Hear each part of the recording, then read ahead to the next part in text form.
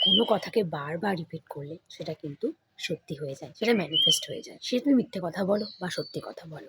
তাই ভেবে যে নিজের কথাকে চুজ করো। তাই অনেক সময় আমরা কি হয়, যেটা আমরা ম্যানিফেস্ট করতে চাই, যেটা আমরা পেতে চাই, সেটাকেই বারবার বলি এবং সেটাকেই বলে অ্যাফার্মেশন। তাই অ্যাফার্মেশনকে যখনই তুমি মনে করবে যে কোনো একটা তোমার ইচ্ছে লাইফে এবং সেই মতো তুমি কাজও করবে, তো সেই অ্যাফার্মেশনটাকে তোমাকে বারবার রিপিট করতে হবে। এবং কথাতেই আছে যে মিথ্যে কথাকেও যদি হাজারবার বলা হয় তো সেটা সত্যি হয়ে যায়। এইভাবে ভাবতে হবে। সবাই যখন পারছে তাহলে আমি কেন পারবো না? কেউ যদি একটা মানুষ নিজের স্বপ্নকে পূরণ করতে পারছে তাহলে তুমি কেন পারবে না? অ্যাফার্মেশন লিটারালি ম্যাজিকের মতো কাজ করে। অ্যাফার্মেশনকে শুধুমাত্র রিপিট করতে হয়। নিজের কর্ম তো করবেই, কর্ম তো করতেই হবে, কর্ম বিনা কিচ্ছু হয় না।